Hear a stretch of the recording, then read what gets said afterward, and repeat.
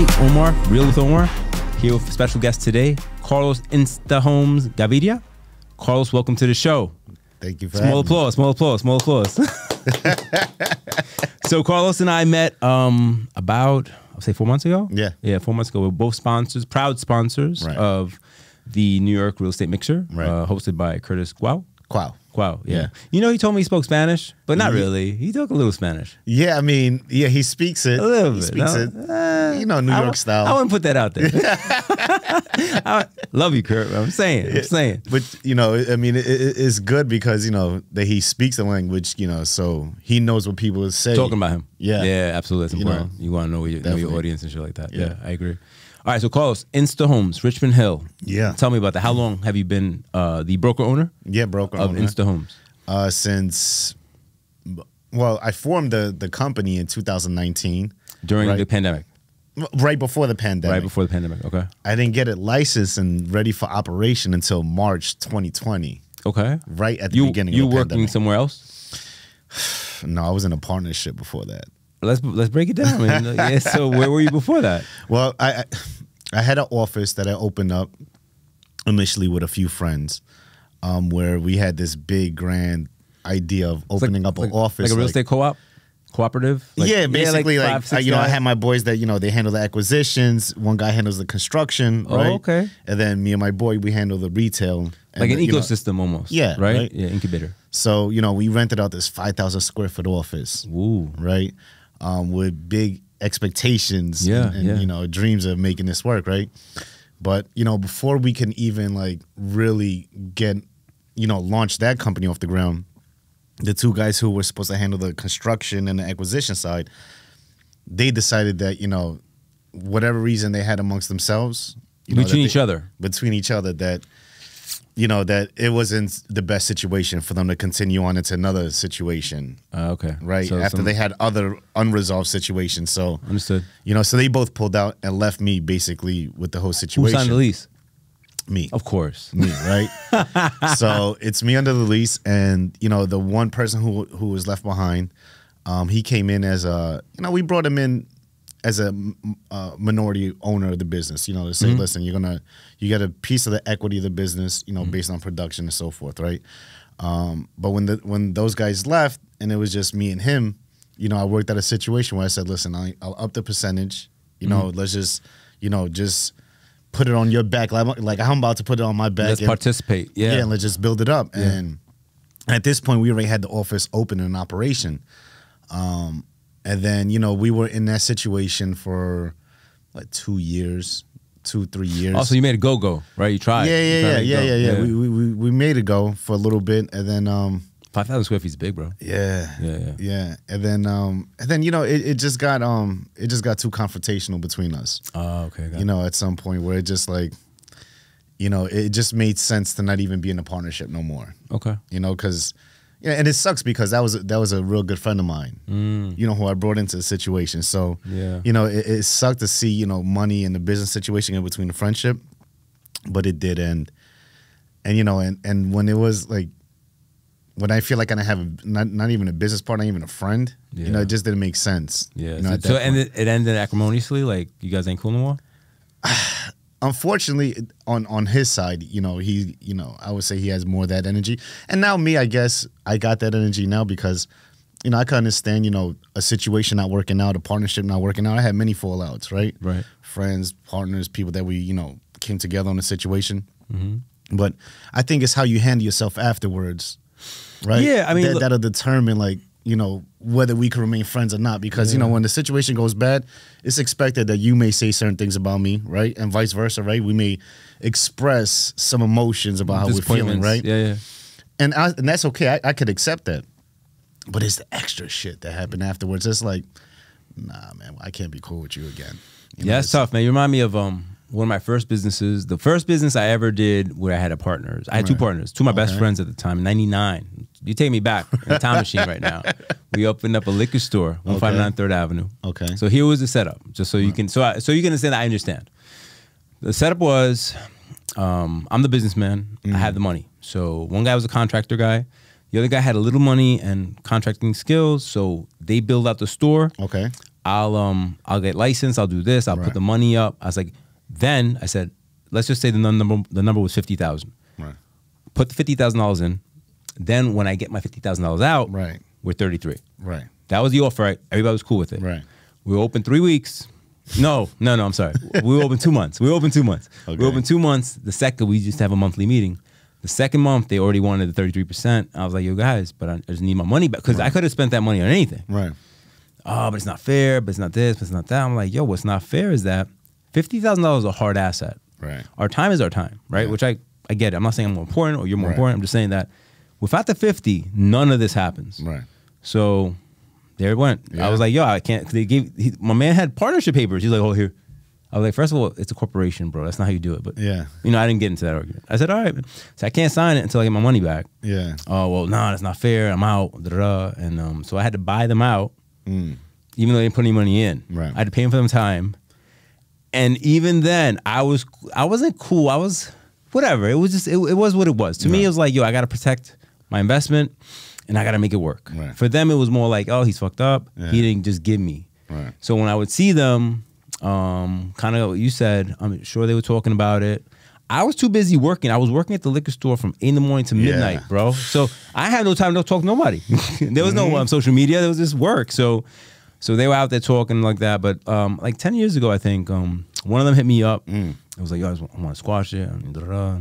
I squashed it. But it turned out him and the other guy not talking. Kind of sounds something similar. He was working on his house, and somebody put in his head that, oh, he's getting you. You're not paying him, and but same story. So I had never I had run into them in places like the Home Depot and stuff, and I'd be like, hey, what's up, man? And it was always weird. But I think that it just represents. They were weird because they were guilty of whatever. Yeah. Whatever. They knew what they were doing. And, you know, I was just living my life. Man. Look, I just kept it straight. I was like, look, this was the deal. Right. I can't change the deal. Right. I don't have it like that. I don't have, it was my money. It wasn't my dad's money, my mom's money. It was my money. I don't get it back. Yeah. You know what I'm saying? Exactly. So when you have that type of relationship with certain things, it makes it very easy to, make decisions. Right? Like, you're like, yo, man, this is a hard asset. $50,000. I could have bought a house. I could have bought, whatever. You could have done other things, that benefited you exclusively, right? And that was, I think that's my Achilles heel, right? Is that I try to whatever I've done in life, I always try to incorporate the closest ones to me, right? Others, right. And and it's unfortunate because again, everyone always feels a sense of entitlement after some point. Yeah. A good deed never goes unpunished, right? And it sucks, well, it's unfortunate. I don't disagree with you, but I will say that I've learned, this is through extensive talks with my wife, because me and my wife talk all day. It's really not, bro. It's not a weakness. It's you. And that's you. And whoever you are, whatever you do, has no relation to the recipient. Correct. So my advice is just be you. Just be you. It is what it is. I took the L. Well, you know what? I'm going to make more. I'm going to make more. I mean, in that situation, I was so turned off by it. The thing that really sucked behind it is that, when we decided we were going to split, I've invested, money into it, put my credit, put myself into debt. You're on the lease. Business. You're on the lease. Totally, right? And the thing that sucked is that at the end, what really turned me off is that when he went the legal route and and looking into his right to possession of the ownership of the name. Oh. Right? Right. And leading me to think that I was going to keep it, right? After he decided I'm going to pull out of this partnership. I don't want to do this shit no more. Meanwhile, he's a minority owner from the beginning. You gave him more. Yeah. But when it came time to thinking about what's the name of the company, he's the one that came up with the name of it, right? Okay. So, then when that situation happened, I invested money into it, and he said, I'm pulling out. You could keep the name. You could do whatever you want. And you believed him. And I believed him. And then that side came out of it, and I was just like, keep the name, keep the brand. Honestly, at this point, there was so many unsuccessful partnerships. Right. I don't even want to continue on with the name. Bad energy. Bad energy. So I'm like, you know what? We split ways. He left the office. I kept the office, and in that time, during the split, during that awkward phase of because I didn't immediately it wasn't a situation where I just kicked him out or he had to leave immediately. He had ample time to make his exit, and at the same time I need to get my paperwork together, for my new company. And that's during the time when I came up with the name Insta Homes. Okay. That's when Insta Homes became about, is, you know, coming out of that partnership. So Instantly Homes, right? Insta Homes? Yeah, I mean, you know, it's I guess the name is turning into a whole new life in itself. Because Instagram Homes? Yeah, because I came up with the name, you know, off a hashtag. Okay. And I was posting one day on Instagram, right, under the previous business. I was posting a property. I'm just like looking at hashtags, and I noticed that Insta Homes was like a heavily used hashtag. And then when I used it, then when I typed it, I was like, oh shit! I'm like, I like that name. Yeah. I'm like Insta Homes Realty. Right. I think that would be like a cool, like, good. I thought about as far as like maybe SEO. You know, what impact that could have. Yeah. You know, like Instagram and like social media. Yeah, the perceived relation. Yeah, and then the name ended up being like a call to action, right? You know, Insta Homes, right? So, as opposed to the previous brand that I had before, people would see the name and they're like, "What do you guys do?" Right. Like, what was the name of your business? Right. And then you know, once I came up with the name, I drew and came up with the logo myself. Okay.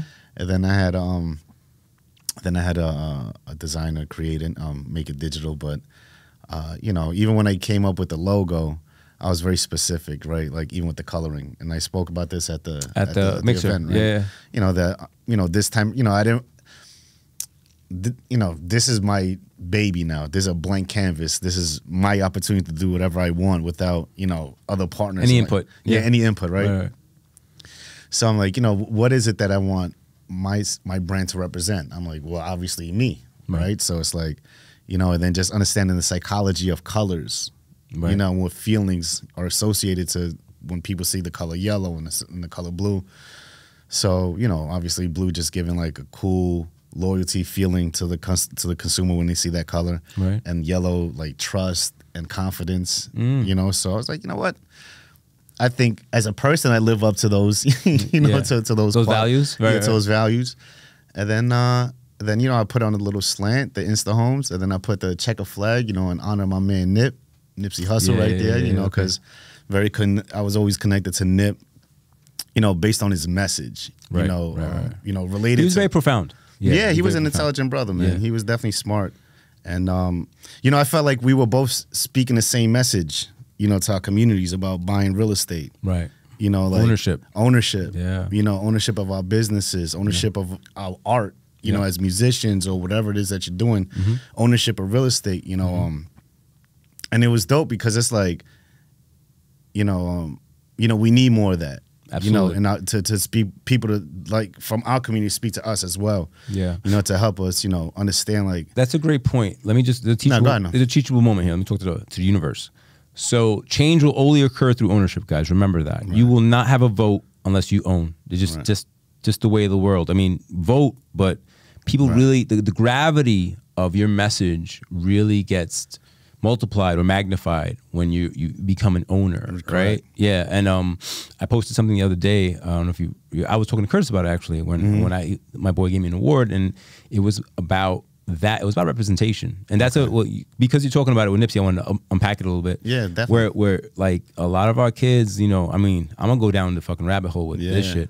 And I forgot, some actress was doing a TEDx talk, and she was talking about the same thing, and it just resonates a lot with me. As Spanish people, as brown people, whatever you want to call it, you know, there's not enough representation of us in certain domains. Yeah, and for sure. Whether it's real estate, whether it's banking, whether it's lending, whether it's business, you know, like we're always kind of stereotyped or pigeonholed and being a bodega owner, or, you know, there's just a hard laborer, very limited, right? There's a limited cap as to what our talents can be, right? And that's why I aspire always to be like the best lender, not the Spanish lender, not the black lender, not the white, the lender. Like I want, bring all the smoke. Let's go. Like whoever you are, bring Hong Kong, come through. Like whatever it is, because I believe that, you know, competition breeds excellence, and I want to compete against everybody. So yeah, look, well, talking to Nips, you know, like he was talking it, he was doing it. The fact the way he died, it was like almost like the hood took him because he was trying to change too much. Right. Like some people don't want to hear it. Some people don't want to hear it.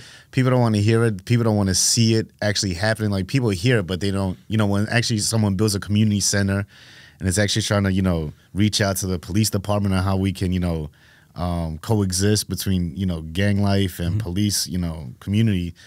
You know, it was a lot of change he was trying to implement.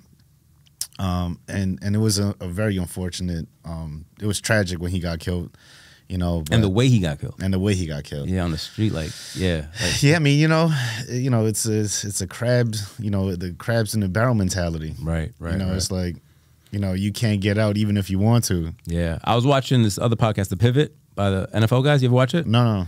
Plaxico Barris. Remember him? Yeah, of Giants, course. the catch. Yeah. So a big thing, I believe, there's a saying, I'm sure you've heard it, you don't know what you don't know. Okay. I think ignorance is really, it's not an excuse, but as we ascend, I believe the more you have, the more responsibilities you accrue. And that's just it. Not just to you, to your family, to the hood, to the people that wish they could have. Yeah. And when Plaxico, he was telling a story about when he shot himself and he got arrested and all that shit changed. You know, he was a gun owner and he lived in Florida most of the time. And he had a license in Florida. I don't know if a lot of people know this, but, you know, like, he didn't know he knew, like, he shouldn't have, but he didn't know it was like that. Like, New York City laws are crazy. Right. So when he shot himself, first of all, they didn't even know because the club was so loud. He could have been out, but he ended up getting arrested, thrown off the team, and, you know, I didn't finish the episode, but I know he's doing well in business right now. But the moral of the story is to know your shit, like, wherever you're at, right? Like, I do business nationally, and Cali's very different than New York. Escrow State, New Jersey, very different than New York. Connecticut, very different than New York. Like, they, like, the title companies really run the show, like, very aggressive and blah, blah, blah. And so I have to get good at knowing kind of like the temperature in every state. Like, I gotta know who the players are. I gotta know who is in charge of what. And usually I have my team, if I have a loan officer leading the deal and stuff like that, and it gets a little contentious, I'll step in, listen, understand we're from New York. Because, you know, once they hear you're from New York, sometimes they're like, oh, you don't know what you're doing. Like, it just becomes that assumption. And then you got to step in and, you know, kind of, you know, swag your shit a little bit and be like, hey, look, I know what I'm doing. Like, relax. We're trying to close too, man. I'm trying to close too. But, yeah, it's just ignorant. There's no excuse for ignorance. Like, if you're going to go into a state, like, I'm talking to me, myself right now, I got to know the rules of engagement. Because if I'm going to compete against everybody, I got to respect the game. Yeah, for sure. Yeah. You know, and, you know, I mean, tapping in on, like, you know, communities and just, like, being Latino, right? I think the biggest issue is that, you know, the lack of resources, right? You know, and I think, you know, tapping in what you're saying that, you know, we have a responsibility now to provide those resources, right? You know, and I don't think it's really excusable for the youth to, like, really not have access to resources, you know, but, you know, ignorance is bliss. And, you know, when you're in an environment where it's just, like, complete ignorance around you, it's like it's hard to see it. You know, it's hard for people to, like, even access it. It's hard to see outside of your circumference. Yeah, that's easy. I mean, when I went to NYU, I graduated from NYU, that really changed my perspective on the world. That, and I worked at this building called the Apthorpe on 79th and Broadway, which is a real high-end rental. Well, it's a condo now, I think. And I met people like, you know, I'm gonna show my age right now, like Cyndi Lauper, Rosie O'Donnell, Nick Pileggi, who wrote Goodfellas. Nora Ephron wrote that was his wife. She passed.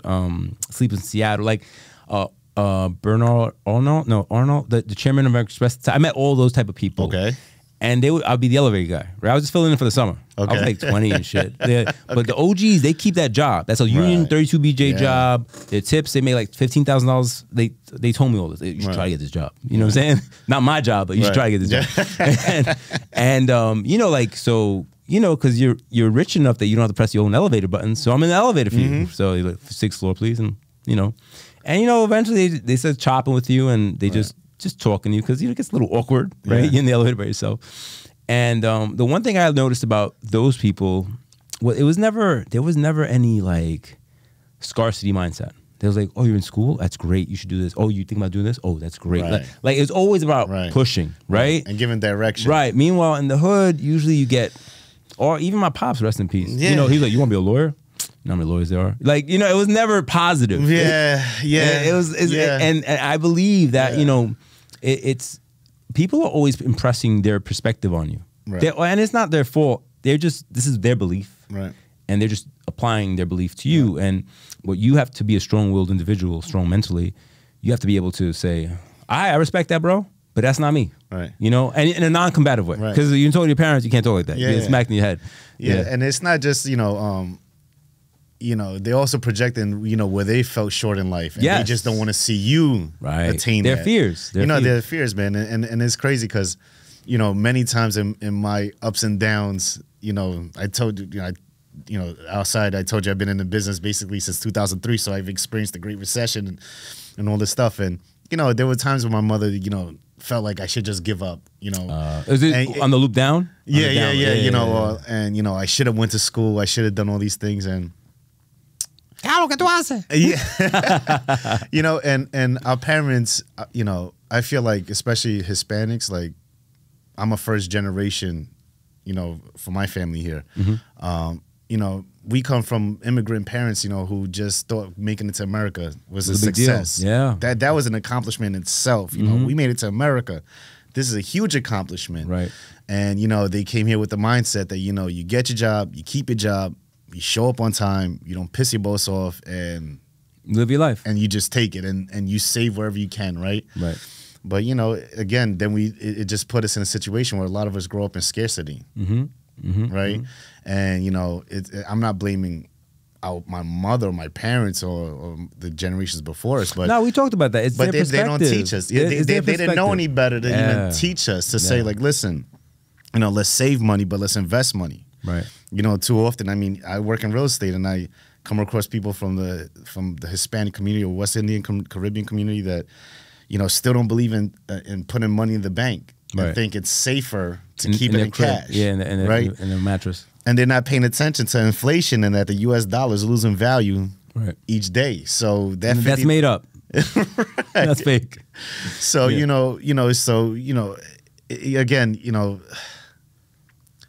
I think, you know, it's now our responsibility, right, to use these platforms to talk about this, right, and provide the resources and education and show people, like, nah, this is the way you got to do it. You got to make your money, save it, but invest it, park it in some, you know, diversify investments. I think the responsibility, I tell my sons this all the time, but I think the unfortunate truth is that a lot of people don't believe until they see it, right? So I believe, you know, each level that you ascend to, I believe you should talk about it, not in a braggadocious way, but rather, yo, it's possible. Yo, it's, you know, I did it. Like, I'm first generation. My mother came. My mother had to leave Puerto Rico because she was not married when she was pregnant. Okay. Back in the day, that was crazy. Yeah. Grandfather was like, get the fuck out. She had to come to New York, not speaking English, whatever. Yeah.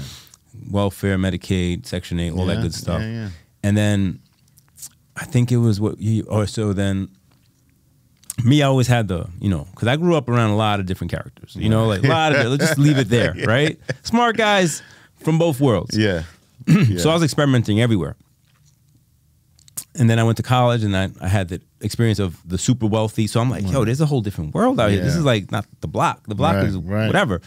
So I end up, I'm like, Mom, I open my own business, right? She's like, oh, it's crazy. But I did it. Then it went bad with the partner. She's like, oh, fuck those people. I'm like, I know. So so then I get my wife, and it was like 04, 03, 04. And so we're living, my pops, rest in peace, he left, they divorced. So it's me, my mother, my sister, and my girlfriend who became my wife, her son living in a 3-bedroom, 2-bath. So it's kind of tight. So I'm like, yo, Ma, I'm gonna buy something. I gotta get out. Like, it's too tight. This is not comfortable, right? This is not sustainable. This is not like how I want to live, right?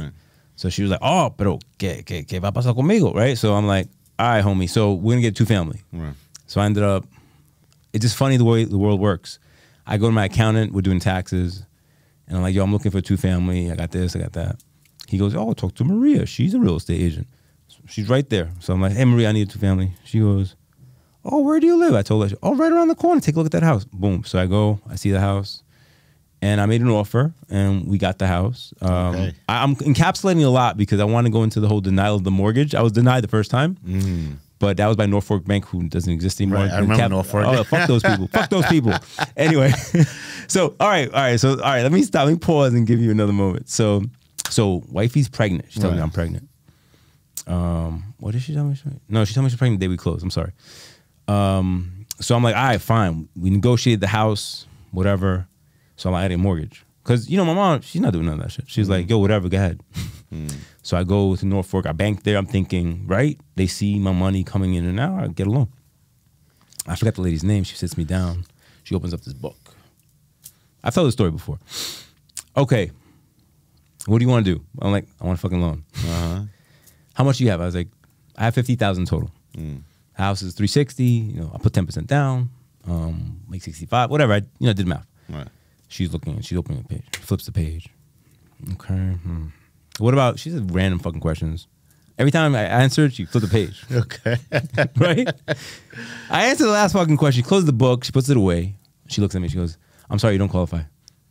That was it. Wow. I was like, "What, bitch?" I was like, "Okay." So now it's tight. Right. I was like, she put the battery in my back. So then I went to my network. I called one of my boys who was in the industry. I said, "Yo, bro, I know everybody and their mother's getting a loan right now. It's 04, right? Everybody, 106% financing, you know, 10 numbers. There's all types of crazy shit, you know, fucking, I don't want to say anything to be disrespectful, but anybody could get a fucking loan. Anybody. He goes, yo, I got you, hold on, blah, blah, blah. So he put me together with this guy, Milton. I don't even know if he's alive anymore. Right. Countrywide Bank. He goes, what situation? I was like, FICO's this. He goes, yeah. He sends me an approval. Let me fax it to you. I'm showing my age right now.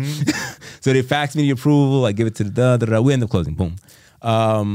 But that was because my why was so strong that I wasn't hearing no. Like, how many times do we have people now being told no, and they're they're just like, "I just not for me," and then they believe that shit, and then their life takes a whole different turn. Yeah, right. Like, oh, I just couldn't. Yeah. Why? Because this guy said so. Yeah. Yeah. Yeah, and you got to have that resilience, man. You know, I think, you know, we're too easily, you know, defeated. Like, we take L's too easily. I'm like, Latinos especially, because they have this secret shame. It's like embarrassment. Like, they're even afraid to ask for a raise. Like, I know I've been with you for 20 years, but do you think you can raise me $1? $1? Is that possible? Yeah. No, and no, be quiet. Work, just work. And they took that for granted a lot of times. And that projected onto us. It's like, if we try to dream about owning a business, about being an actor, or being this. It was always shut up. Yeah. You got to go to school. You got to get a job. You got to do this. And it's like, no, I don't want to do that. You know what I'm saying? Like, I just never find, you know, that was the path for me. So, you know, I got into. So you said in 03, you were lending. Yeah. Talk to me about that. Yeah. That's how I got into this business. I got recruited around 04. Yeah. Into the business. Yeah.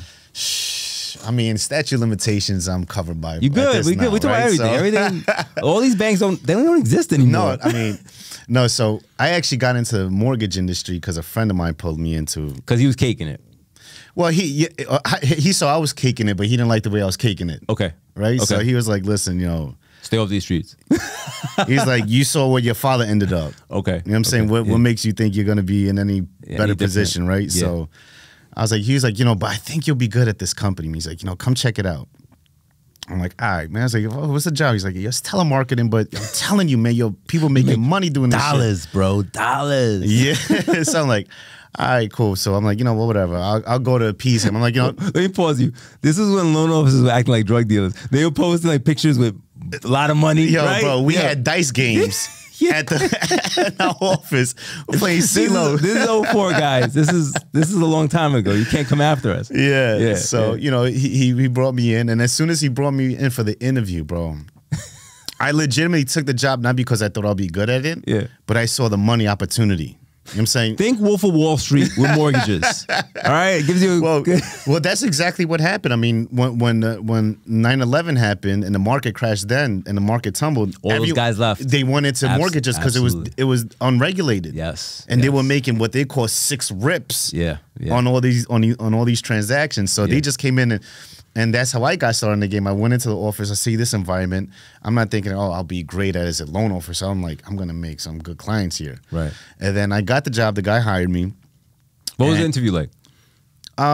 What's your name? Yeah, what's your name? It was, you know, but he was a young, aggressive guy off of Wall Street. He was a stockbroker guy. He was like 32 years old. So you're like a Twitch and shit? You're like, yeah, this guy, he was like, Steve Holmes, like, yeah, so, you know, so you want to get into business? Or like, yeah. I was like, yeah, I think I'll be good on the phones, whatever.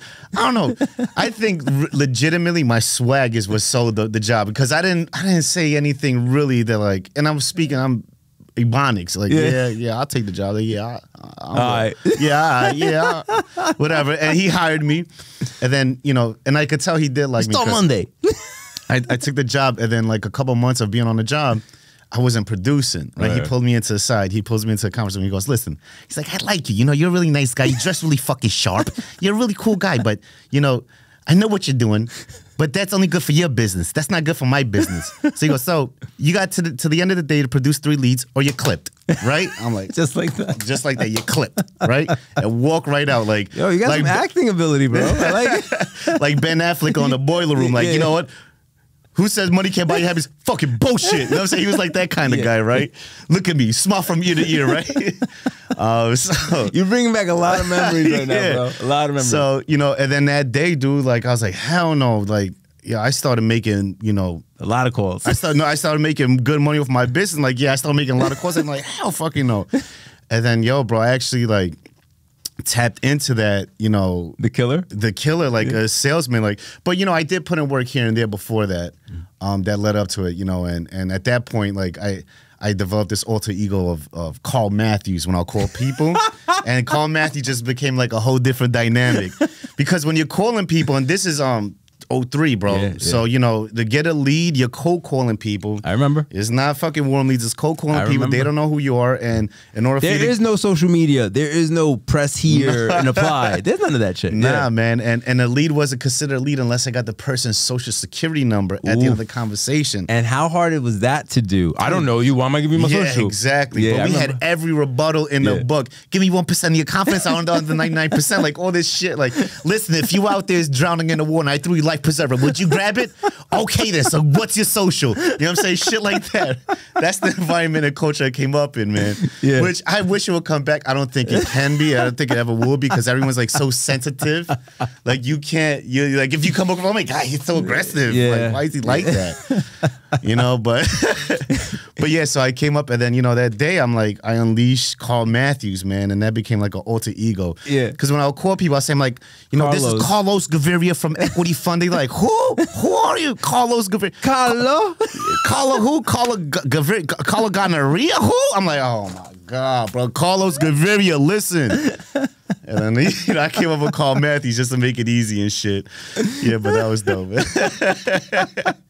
Yeah, and it was a boiler room era, bro. So that was like, well, describe the boiler room era, because a lot of people, especially you young boys, and girls out there, don't understand when, like, if you weren't, let's say, I'm just fixing my chair. Yeah. If you were, it wasn't like even if you weren't producing, like if they felt like your energy was off, they would just pull your chair. Yeah. Oh yeah. Remember? Oh yeah. Pull your chair. Yo, you stand up the rest of the fucking day. You gotta stand up. You gotta make calls standing up. Energy creates energy.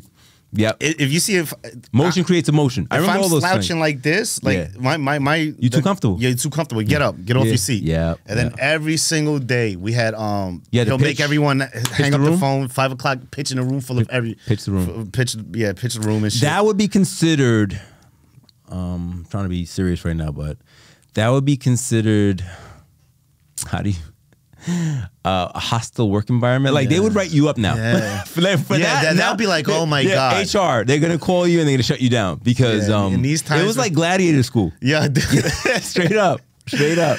Yo, man, but it made me, man. It really, that was my school of hard knocks, man. You know, that was the best experience. You know, that's when I learned that if you're not going to be a scholar, if you're not going to be a lawyer, a doctor, an accountant, right, be a fucking salesman. Right. You know, in terms of income. As far as income goes, you know, and, you know, college for me was never an option. Right. You know, I never considered, you know, I never. It wasn't on your radar. It wasn't on my radar. And then it was super important to my mom. I was the first one to graduate. And then I had some friends that I met, and she was like, "Yo, you got to go to college." She was, you know, she was living the upper middle class life. And her I wish I went to college now, man.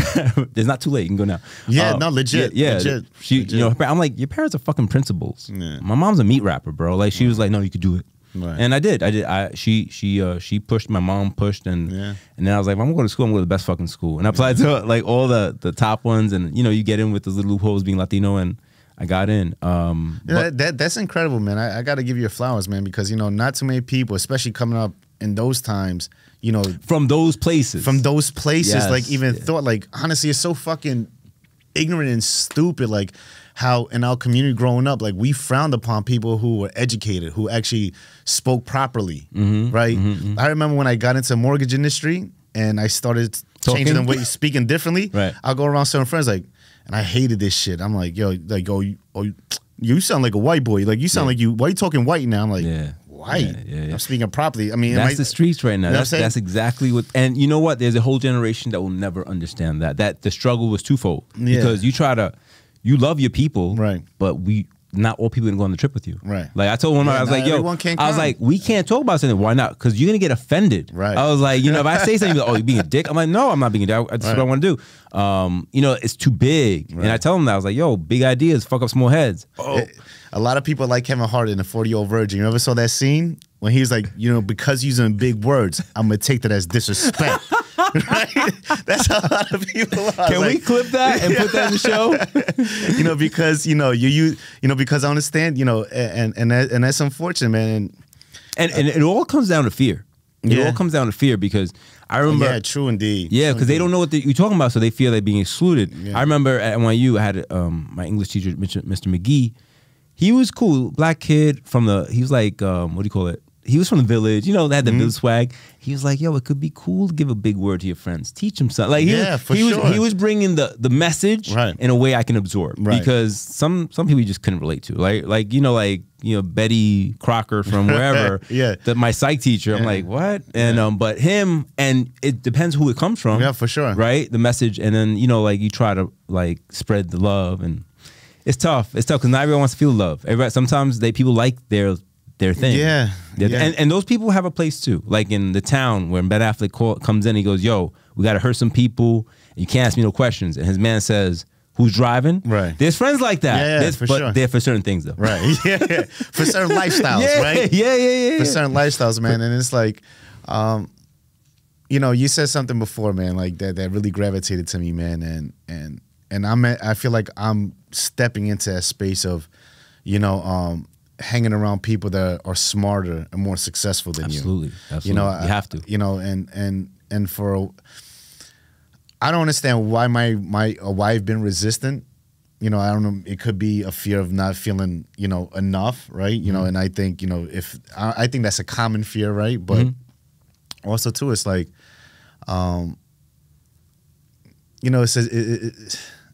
it's like, how do you get into that world? And I'm saying, like, how do you access people into that? And I'm learning now, through even sitting here with you, it's like you got to network. Yeah. Right? You got to go out there and you got to meet people, right? And you got to make that extra little push. And the one thing you have to understand, what I understood in 04, because I got recruited into the business, and I'll talk about that in a second, in 04, is that we all have a value. What that is, you have to figure that out. And your value is different to everybody. Because some people are strong, others are not, and so forth. So in 99, I had the store. By 2000, I was by myself in the store because I broke up the partnership. So in 03, I called my little cousin, Chris Garcia, shout out to Chris. He's working at a bank. And he's like, the owner, who I was with last night of that bank from 04, was still cool. He was telling him, he's like, yo, man, I'm trying to buy some stuff in the Bronx.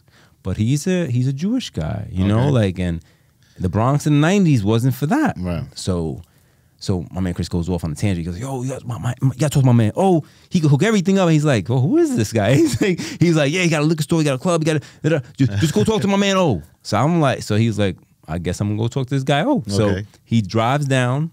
I remember him. I just remember this day like yesterday. Comes to the liquor store, 159 3rd. If you know the Bronx at that time, empty parking lots. I was in front of a precinct though. Okay. And I had created, and statute of limitations is up, and that shit has been gone.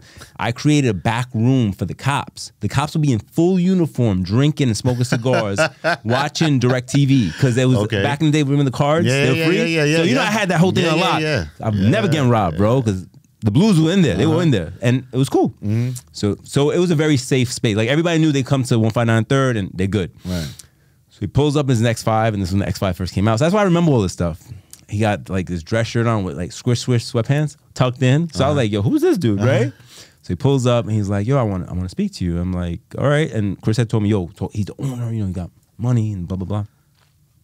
He's like, this is what I'm looking to do. I'm looking to buy properties here, but most people won't talk to me because, my color. If you can help me, and this, I don't know anything about real estate. I don't know. All I knew at this point was liquor store clubs. Right. I came out of NYU. I did some stuff in Wall Street. I left there. I took that money and I did this because those are the things that I knew. So he was like, and I'll pay you a real estate broker fee of 6%. Right. So in my head, I'm already talking about, all right, so if the sales price is 300,000, that's like 18 G. I was like, I've never seen 18 G in one time in my life. Right. So I was like, I bet. Let's do it. 2 weeks later, I found him a place, like up the block. Because the guys were from Texas. They were losing the taxes were taking the property. I was like, yo, I get you like, 300, da-da-da. It worked out. We closed it. I got paid. I was hooked. And I found another one. And then when I went to get paid, I had to go to his bank in Long Island. Okay. So what most people don't know is that most of the mortgage banks in America were in Long Island. Right? Which is crazy. Yeah. Which is crazy, right? Yeah, broker shops, mortgage bank, The business was in Long Island. Yeah.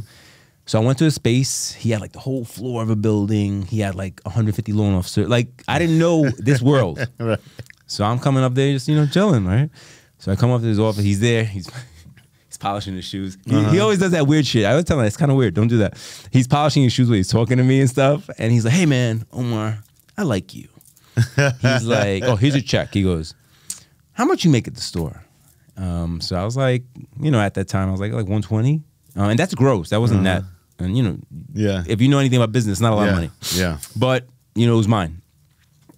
He was like, you come here, you do what they do. Because I had no idea I still didn't know what they did. You make 5 times that. So I was like, okay.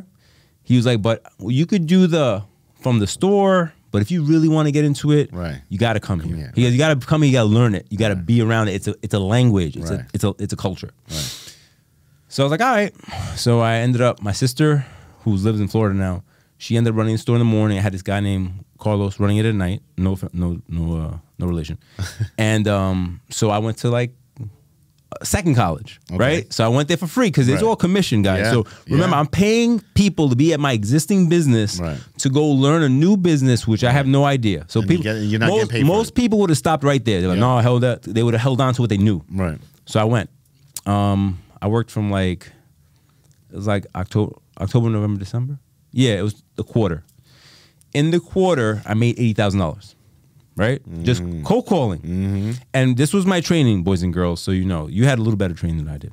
I met the manager, guy's name is Justin Slezak. Shout out to Justin. I haven't spoken to him in like 20 years. He'll probably call me after this. What the fuck you saying about me?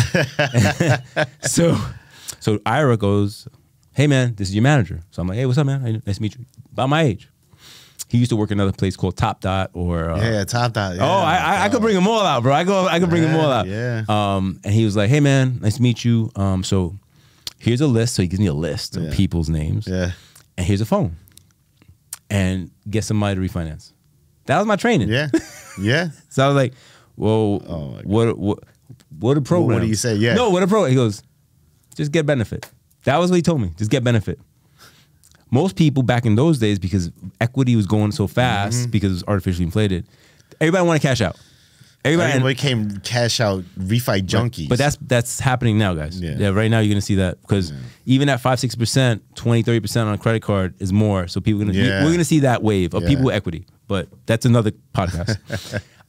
So I started calling, and then the first day I was calling, and I ended up knowing some people that knew some other people, so I got some leads that way.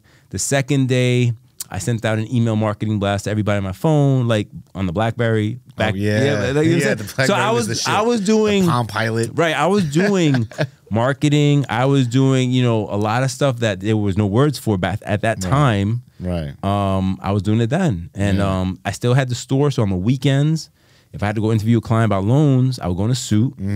Do my thing, then go to the store, change to my sweats and jeans to move boxes because liquor stores are all about moving boxes and selling in retail.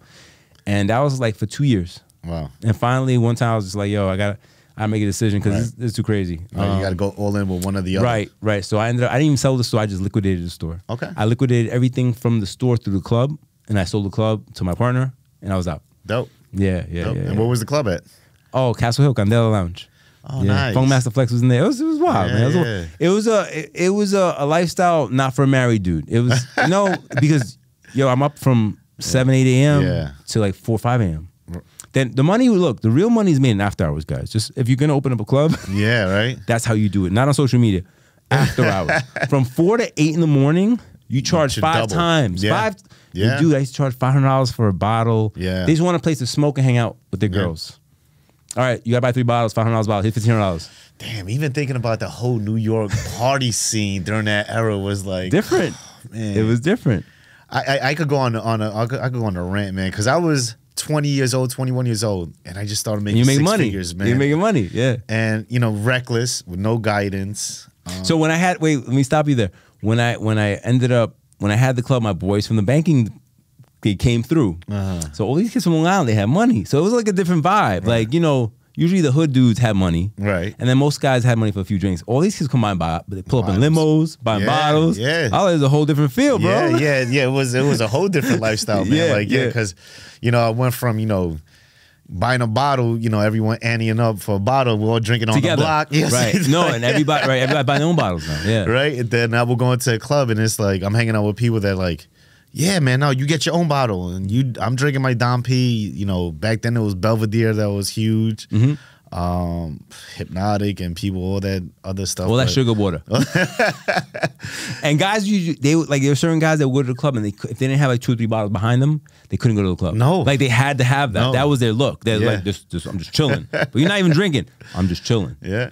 And even though those are all great memories, man, this is where, again, I see the difference in our communities, Latino and people of color communities, than, let's say like the Jewish community, the Chinese community. It's like, they know, they have certain principles, once they start making money on what to do with it.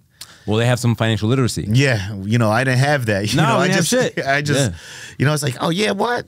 I spent 5 racks today. I'll make another 5 racks. I'll wake up early tomorrow. Yeah, I got a closing tomorrow. So, it don't matter. We good. We're good. So, but, even though there were great memories and I could talk about all those other things, there's always that part that's like, damn, man, like, I should have done better, Nah, you got to think of it as your education. Yeah, for sure. Look, I've lost. I think there was one deal I lost. I remember every deal I lost. I lost $120,000 in one shot. It was Morgan Stanley was the investor. It was 3 family cash out refis. I forgot what I didn't wait for. There was something to do with the CEO. Whatever. Anyway, I rushed the deal. I rushed it and got crushed. It got destroyed. And it was $120,000 ticket in 04, 05. That was a lot of money. It still is a lot of money. Hell yeah, that's a lot of money. But I'm like, I remember every mistake. And that's okay because I won't make it again. Yeah. I won't make it again. Well, you would think, for me, I would have thought so. I remember my first big loss. And this is how I got into real estate. Was $236,000 that I went into a partnership with someone that coming out of the Great Recession. 08, 09? 08, 09, right? I ran into someone that I went to high school with. And I would see him all the time in the clubs. Chilling. Popping bottles like crazy. Him and his crew like driving Lamborghinis, Ferraris, like they were doing it like a little bit better than I was, right? And then when the Great Recession happened, I would run into him. I want to work at this company, Lend America, unwillingly towards that, because I hit the job market. I went to depression. No one would hire me. So I'm like, no, fuck it. Let me get back into mortgages. I went to Lend America on its way out, right when they got hit with the TRD from the government, and they got shut down. Shout out to Lend America. Yeah. And then when they shut down, I called this dude. I'm like, yo, listen, I know you're putting your deals through them, but now I'm working with this bank, and if you want, give me a shot, and I could process the deals. And then, during that process, I learned that this guy was buying, fixing, and flipping homes. Empty homes? Yeah. Yeah, empty homes. Yeah, buying, fixing, and flipping homes. And then when I did the deal, I was like, after the deal closed, I said, listen, I want to learn what you do, right? And, he's like, oh, yeah, just give me some money and, I'll, you'll get 50-50 on it. I'll distribute. Like, yeah, I was like, no, I don't want to have money invested into this. I'd rather learn. I'd rather you take me through the whole process. Like, how do you get the properties? How did the construction, all that stuff goes on? And he's like, yeah, no problem. Yeah, we could do that. And then we got into a situation. And then, I had my funds to do one deal. But then, more opportunities came along. And then I've always been a resourceful person, right? So I tapped into other resources. I'm like, yo, listen, we had this other deal. Before you know, we got a few properties lined up, right? We had like 3 properties in. And then as I'm running around with this guy, I run into a friend of mine, and I could tell when I ran into him, his energy was off. When you ran into with the other guy, I ran into my friend. I'm like, why is his energy off? He knew something was up. Yeah. So and he calls me later on. He goes, listen, I don't want to say nothing to you, but I'm like, what are you doing running around with dude? I'm like, what the fuck you mean? I'm like, that's my partner. Like, we're about to make some money, baby. You know what I'm saying? We're about to buy, fix, and flip shit. Yeah. He's like, bro, you ain't you ain't see your man just got picked up by the feds a couple months ago? Oof. I'm like, what the fuck you mean? He's like, yo. Again, boys and girls, teachable moment. Before social media and internet was like prevalent, so you couldn't just Google anybody, right? Well, no, actually he did. At this point, he's like, yo, Google your boy. Oh, okay. Google him. No, this before social media hit, like where you could like get Google those. Was still there. He was like, yo, just Google his name. I Googled this shit. I'm like, oh my God, bro. I read this article. He's part of a $100 million mortgage fraud. They were doing all this crazy shit. He was like the right hand to the broker, and they were like, he was a mastermind behind this all this crazy mortgage fraud scam. And you like my money. I'm like, yo, then I confront him. I'm like, yo, bro. I'm like, yo, what the fuck? You ain't think you should have told me this? This part should be labeled, be careful who you hang out with. Yo, for real, man. For real, man. And it sucked, man, because I'm like, you know. So anyway, you told him, yo, what's going on? Yeah, I confronted him, and he's like, yeah, if I would have told you, you would never done business with me. Yeah. I'm like, oh, you motherfucker, bro. And, you know, obviously the writing was on the wall that, you know, whatever deals we had left, you know, we were going to close out, right? And it was going to be the end of that relationship. But, you know, he did something that was very, like, snake. Like, he timed it for, like, when we had the last 2 properties left. And the second to last property, when that property sells, you know, we're waiting for the wire to hit the account, right? And I noticed, like, all right, cool. We close the deal. Like, a day passes by, the wire didn't hit. Another day passes by, I'm like, the wire didn't hit.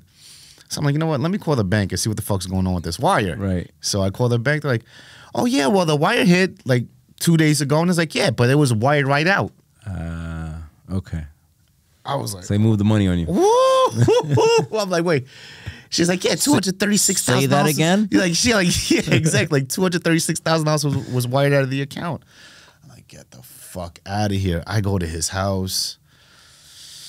He's high off of cocaine, fucking drunk as fuck, and just like. And it's 12 o'clock in the afternoon. And legitimately, it was 12 o'clock in the afternoon. I go to his house. I'm like, yo, what the fuck? I confront him. He's like, I had no choice. He's like, you know, I had to pay restitution. I had to do this. He's like, you know, the last property got left, you keep that one. I'm like, whatever, man. I'm like, all right, whatever. So. Now that property goes to close, so we signed an agreement. I'm like, all right, I'm not, you know, we have to have an agreement in place that I keep the proceeds. The proceeds on this property, right? So we draw up an agreement. That's the deal, right? I go to fucking closing, and the title company goes to verify the agreement and why he's not here. This fucking piece of shit tells him that I'm there with, that he never signed that agreement. That's a fraudulent agreement. Oh my God. Wow. That he demanded that he get 50% of that property. Wow. You know what I'm saying? Like, I was like, the 50% of that of those proceeds. And on top of that, everybody had people had to pay out on them. Like, that shit was anxiety, bro. Oh, yeah. That shit was hard anxiety. I'm stressed with you right now. Yeah, man. Because, you know, even when I try to, you know, like, see how I can handle this legally, right? You know, anyone I spoke to, any lawyer and every lawyer I spoke to, they said, listen, you know, first of all, you're going to pay me ridiculous amount of money to chase this. To chase this guy. And secondly, this guy owes 6 figures to the fucking IRS. And you take second, third, fourth position. He's like, by the time it's all said, you're never going to get your money, and you're going to have to pay me all this money. Right.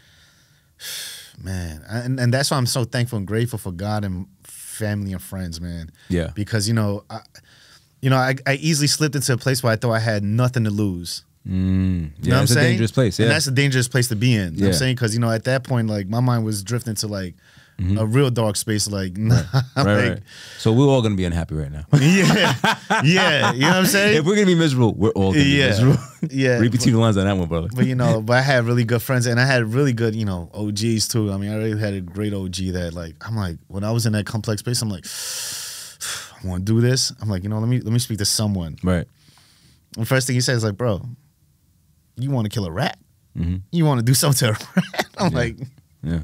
He's like, the government probably already knows about you. You know what I'm saying? Before anything even happens, like he probably told him, like, yeah, I just stole money from this guy.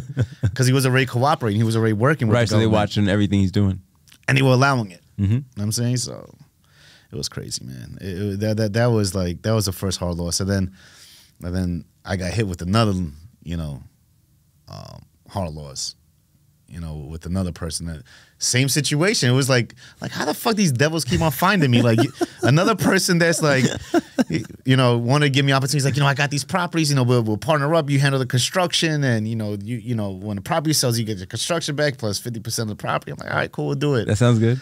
Sounds good. And then, you know, but the fucked up part is, and this is stupid, man. This is crazy, man, because I had such like a strong resistance to trusting people. And it's crazy because I had a strong resistance to trusting our own people. Right. You know what I'm saying? Yeah. But it's like the second, you know, someone from a different community. Different complexion? Yeah, it comes to me, he's like, listen to me. Yeah, I have an opportunity for you. Here's the opportunity of a lifetime. And you're like, and I go for it so blindly and naive.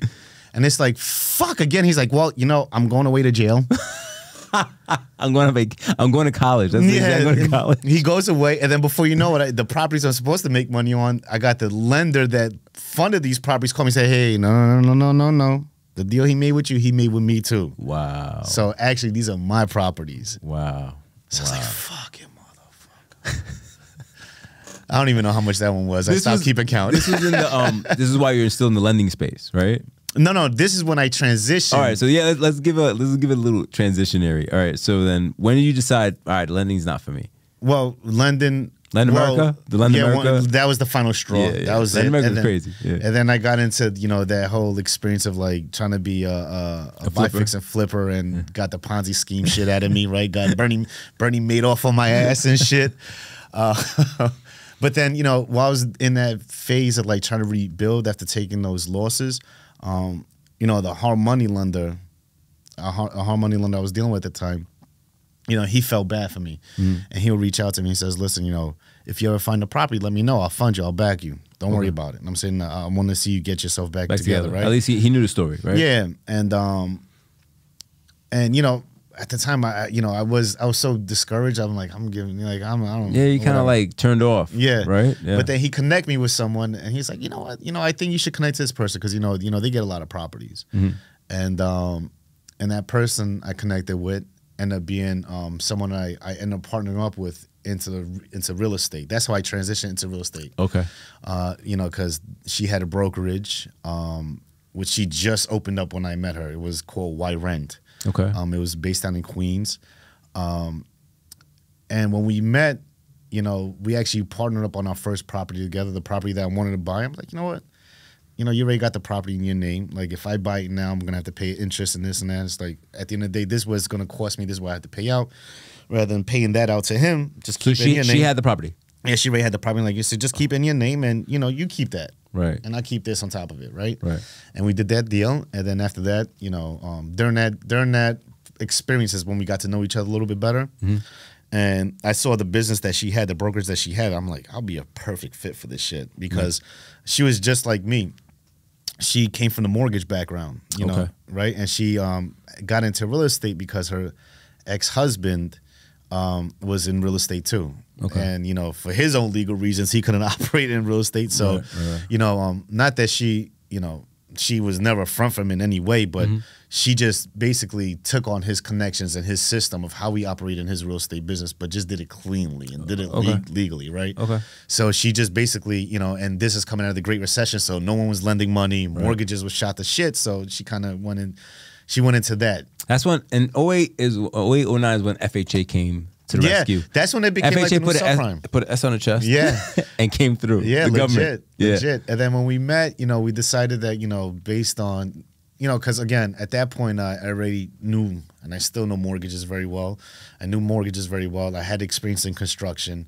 I know real estate. I know New York. I know Brooklyn, Bronx, Queens and stuff. So, it only makes sense because, the company, the system or the business that she had in place was basically tailored to selling homes for investors only. Oh, okay. You understand? Right, so the numbers. Is it all about the numbers? Yeah, so it was like, and on top of that, we're in an era where it's like, shit, you could cherry pick right. a renovated house on there was any so block. much inventory. There was so much inventory. Yeah. So that was like our sweet spot into real estate, where we're like, we figured out a niche, like, all right, cool, we have all these investors and we do our own buy, fix, and flip too, so let's pull it all together here, let's pull all these listings here, let's hire some agents and let's just sell their properties. And we had a crazy commission policy. We were charging people like $25,000 or 6%, whichever's greater. Oh, nice, right? Yeah. And we were, nobody knew the value of money. Still, it was still kind of right. Yeah. And, you know, and we were selling all these homes newly renovated, and we just kept on advertising, buy a home, start with $1,500 down, buy, all you need is 3.5% down, right? Because every seller at that time was giving... FHA is the way. Yeah. And every seller was giving concessions, right? So, you know, all you needed was 3.5% down. So we killed it coming out of the Great Recession. Right. Because, and at that time, what you need was like $50,000, $60,000 a year in income. Right. $15,000 in down payment. Yeah. Right. Very attainable numbers. Yeah. And you can buy a home. You can gift it. Yeah. Wink, wink. Yeah. So that's how exactly. And so that's exactly how I got into real estate. And that's how I met Curtis. Okay. You sold him a house. I sold him a house, right? Because and it's crazy because even though I was licensed, I've been licensed since 2011 in real estate. Yeah. Right. I just started working as like a showing agent, or just like actually going through the duties of a real estate agent. Like the real shit, yeah. Recently, maybe like 2 years when I opened up my own brokerage, when I opened up Insta Homes, because historically, you're like, my experience. Who can I call? Fucking nobody. Yeah, because with my experience up until that point, you know, I just became, when I went into real estate, I went into that brokerage, I just came in as a manager. Like I just, you know, I had a system. And you had inventory, right? You had a lot of things going on. So all I had to do was hire agents, the runners, and just market for buyers, right, and just have people come in, I qualify them, and say, okay, these are homes you're looking at. The agent go take them out, he'll take them out, they'll take them out, show them the homes, bring them back, and I'll close them on the house. Nice, so I was in that situation from 2011 to about 2017, and you know, I mean, and the thing was that situation should have went longer. You know what I'm saying? Like we should have. I was gonna ask what happened to it. The market was changing. Okay. And the market was getting hotter, right? And I noticed that our investors weren't giving us the favorable listings anymore. They were only giving us the shit that other people couldn't sell, right? Okay. And I noticed that because I noticed that in our paycheck, I'm like, shit, our revenue's down. Our numbers are off, yeah. I'm like, but I'm noticing that we're getting more competition. We have other brokers that are mimicking us, right? And they're doing what we're willing to do for less money. Right. And now I'm not all for, you know, working for less money, but at the same time, I'm not gonna, you know, rather than make some money than no money, right?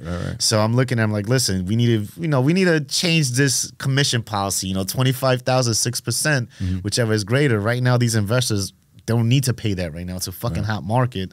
You know, they're paying these other agents 4%, 3%. I'm like, you know, not that I want to succumb to that, but listen, only getting these shit properties to sell isn't enough. You know what I'm saying? Like, I'd rather make 4%. I'd rather make 4% on hot properties, 3-4% on hot properties. That move, right? That move, instead of making 6% on shit that I got to work extra hard on, or that take longer to move. 6 months and shit like that. Yeah, so, you know, and then it just became combative, and then we just had like a argument where, man, like, I realized, you know, that I hit my ceiling in that situation. Okay. Because you were an agent at the time, right? Or no, I was a partner at this time. You were a partner. At this time, I became a partner in the company.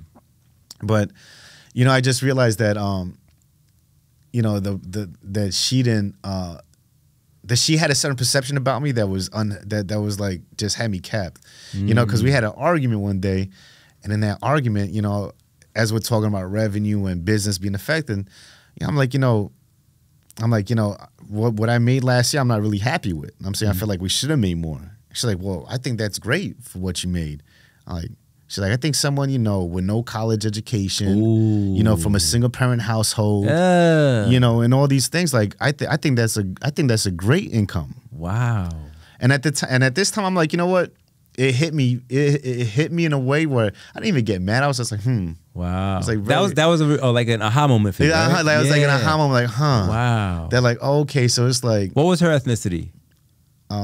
She was American Jewish. Okay. Jewish, that's okay. Right? Look, we're just talking it through. We're not saying nothing bad. Yeah, no, but how many people? Look, man. When I went to NYU, you from the Bronx? Oh, it must be tough there. Yeah. Oh, everything. You okay? Yeah. What? Like they're surprised that you can, you know, that you can read. Yeah. They're like, you can read? Yeah. What private school did you come from? I was like, Lehman High School? No private school.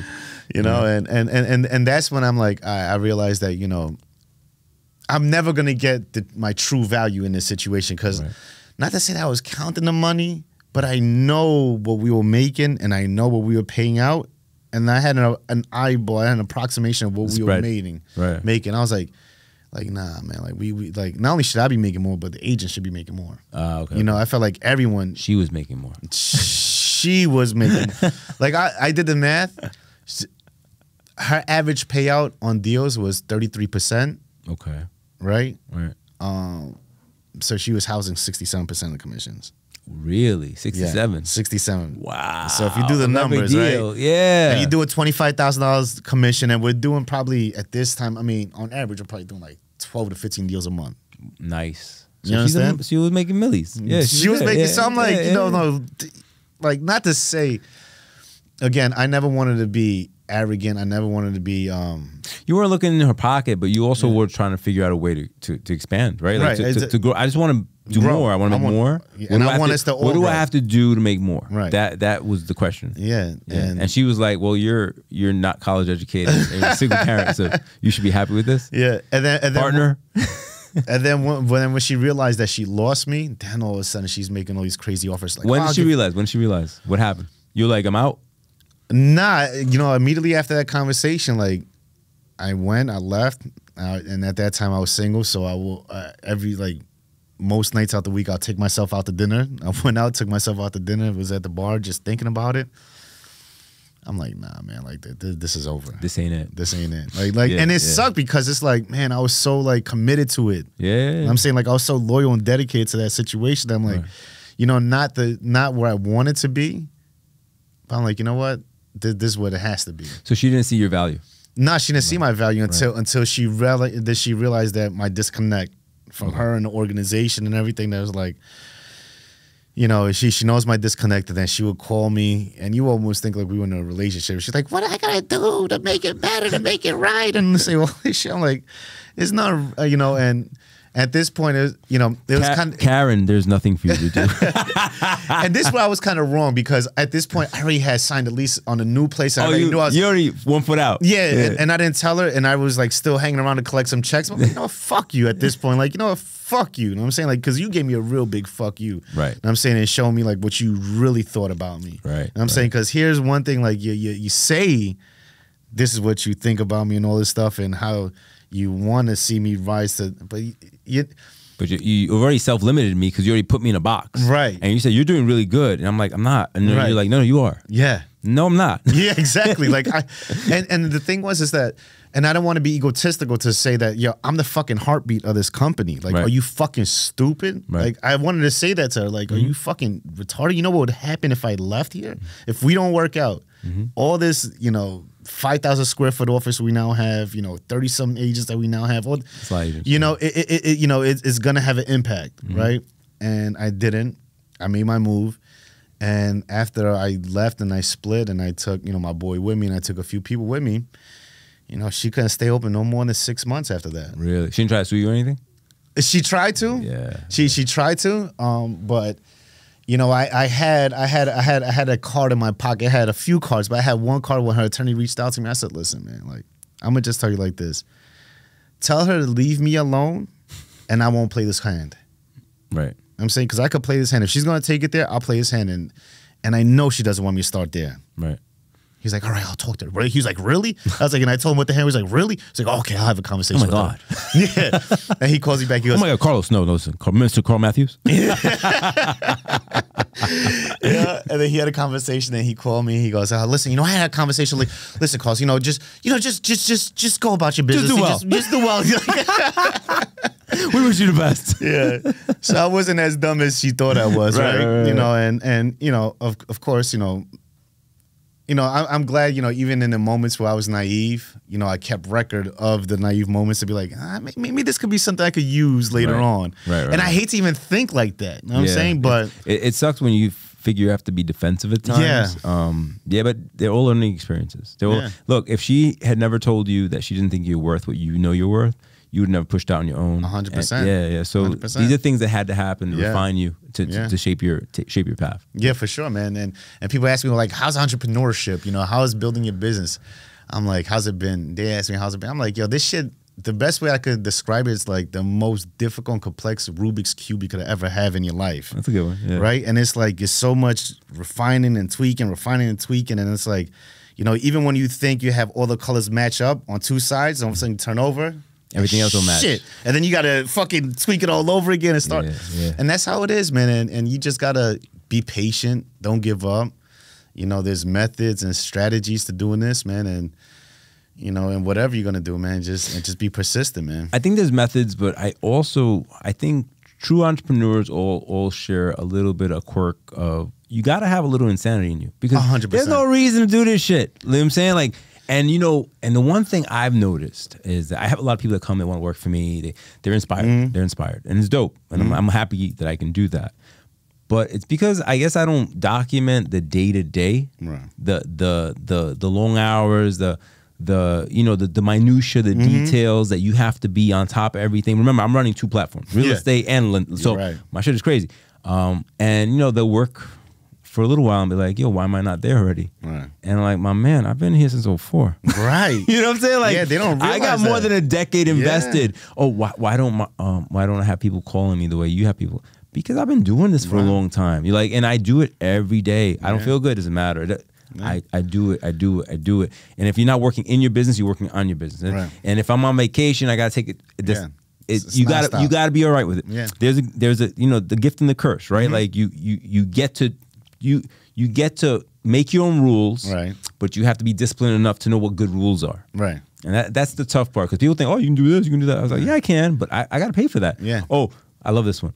Oh, you know, I got my job because of health insurance. I was like, yo, my man, first of all, now you're talking broke to me. I don't understand this language. I was like, health insurance costs about $3,000 a month. Yes.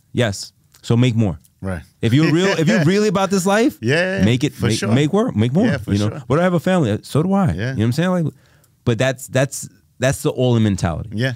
Right. Yeah, and you gotta have a level of insanity, like, and this undying belief in yourself that's like almost becomes insane, right? Yeah. Like, you know, like, even it's like a balance of confidence and awareness, because you can't become delusional. Right. Once you become delusional, it's a wrap, bro. Yeah. You're just gonna fall apart. But you got to be confident enough that anybody can say anything, and you got to just be like, all right, whatever. But accountable enough to be like, or self-aware enough to be like, all right, so this is not my strong point. Let me work on that. You know, like constantly refine, like you said, constantly refine yourself. You have to be like humble enough to look at yourself and be like, that's not really my strength. I got to work on that, you know? And even if you don't want to. Yeah. And you got to have healthy levels of it all, right? Healthy levels of confidence, right? Because even when it came down to starting Insta Homes, or even when I left end of my previous partnerships, you know, there was those times where, you know, where I'm like, damn, you know, do I bring my team and, you know, go the Compass route, go the Keller Williams route, go that route, right?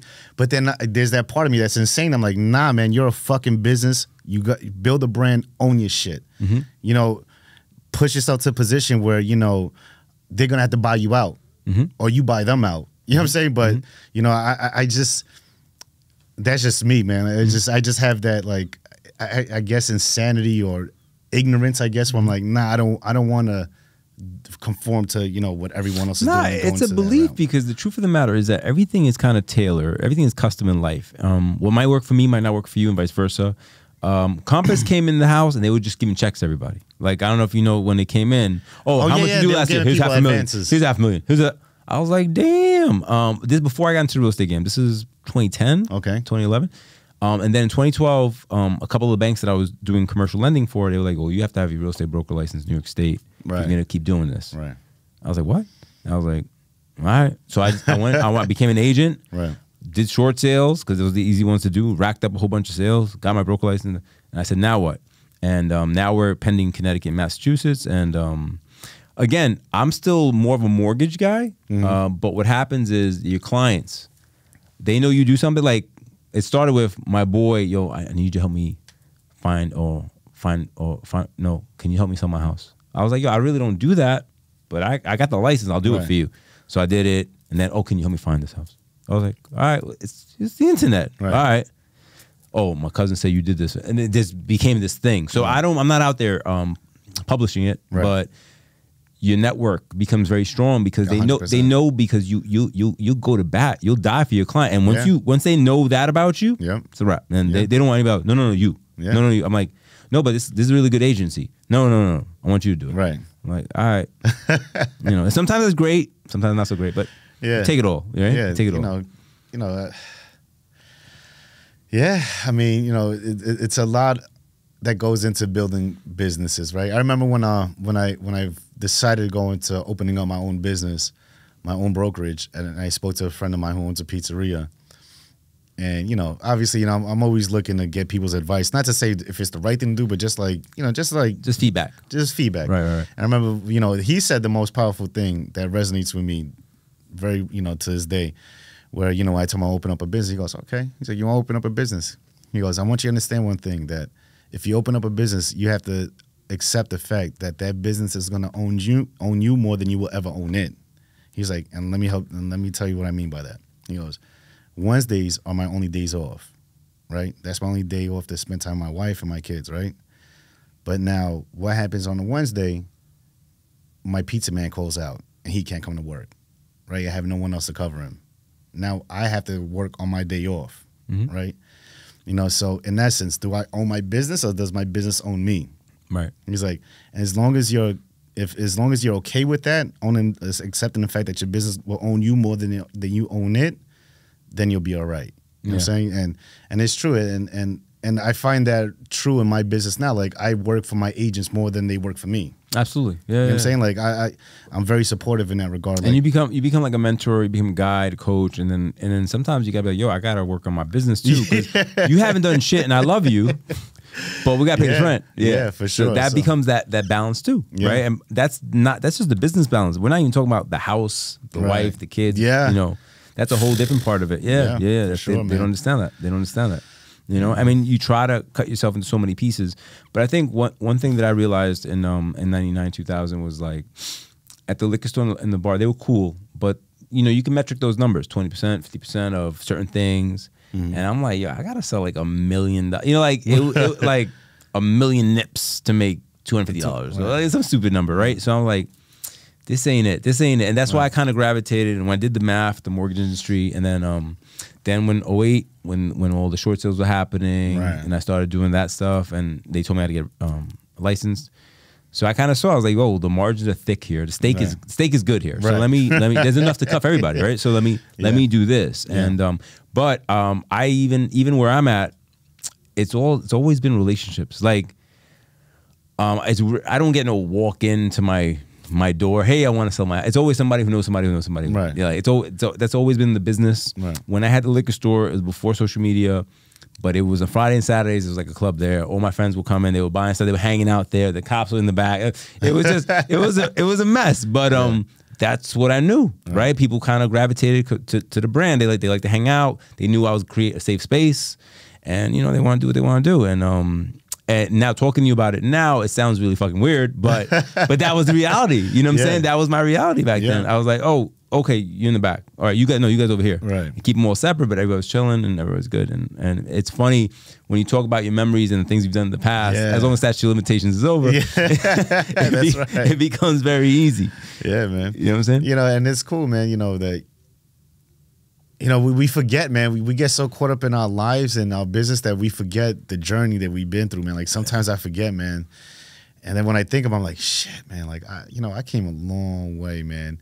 And there's still more to go. Like, I feel like I'm not even halfway or a quarter where you want to be. Where I want to be, right? So it's like, you know, it's just embracing every moment, man. Being humble, being stronger, being wiser.